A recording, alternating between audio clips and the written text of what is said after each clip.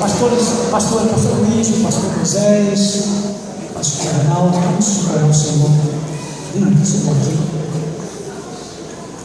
Estão perguntando se quarta-feira, irmãos, aqui nesse papelzinho está nos horários direitinho, viu?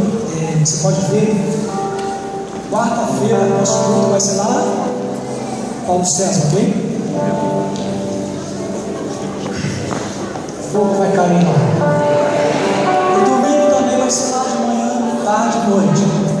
E domingo que vem, acho que pastor, eu creio que teremos uma notícia boa para os irmãos. Vamos orando, amém? Olha, irmãos, nós estamos terminando muito mais cedo porque temos que arrancar lâmpadas, tirar muita coisa daqui ainda, botar no caminhão. Então, os irmãos que puderem, amém? Puderem nos ajudar, os homens, os jovens, e puderem nos ajudar, pergunta ao pastor Ronaldo, os irmãos aí. Precisamos ainda acabar de levar bastante coisa, ok? Vamos orar então, pastores, estendam as mãos, em nome de Deus, vamos orar. Senhor, muito obrigado por esta noite, muito obrigado pela tua palavra, obrigado porque a tua palavra encontrou terra fértil em nosso coração.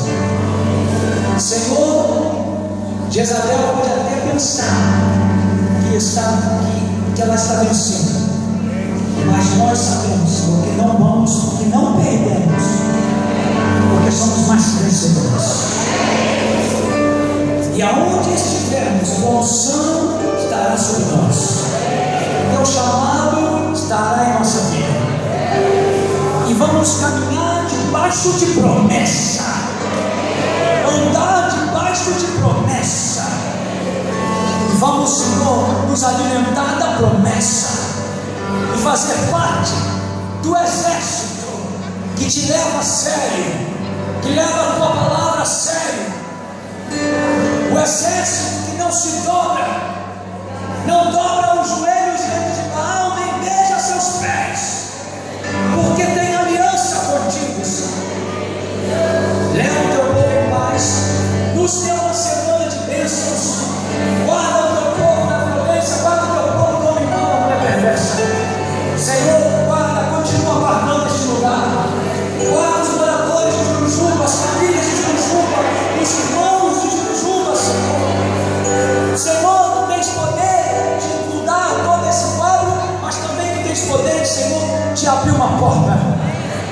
E que, Senhor, possamos no próximo domingo ter uma boa notícia para entregar ao teu povo, Senhor.